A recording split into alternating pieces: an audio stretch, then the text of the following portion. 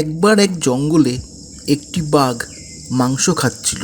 এমন সময় মাংসের হাড্ডি তার গলায় আটকে যায়। তখন বাঘটা যন্ত্রণায় কান্না করতে লাগলো। ওরে বাবা রে, আমার কি হলো রে? গলায় কি ব্যথা করছে রে? এবার কি হবে রে? তখন বাঘের কান্না শুনে একটি পাখি সেখানে আসে আর বাঘকে জিজ্ঞেস করে, কি হয়েছে বাঘ মামা, তুমি অমন করে কাঁদছো কেন? কাঞ্চি কি আর সাদে, আমার গলায় মাংসের হাড্ডি আটকে গেছে।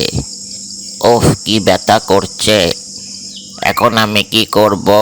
ও এই কথা, আমি এক্ষুনি তোমার হাড্ডি বার করে দিতে পারি, কিন্তু বদলে তুমি আমাকে কি দেবে?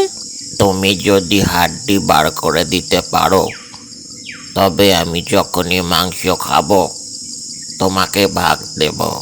বেশ, তাহলে হাঁ করো, আমি এক্ষুনি হাড্ডি বার করে দিচ্ছি।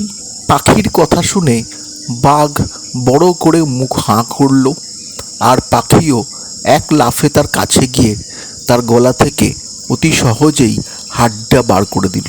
তারপর বাঘকে তার প্রতিশ্রুতির কথা মনে করিয়ে দিয়ে সেখান থেকে উড়ে চলে গেল। এরপর একদিন বাঘ আবার একটা বড় শিকার ধরে তার মাংস খেতে লাগলো।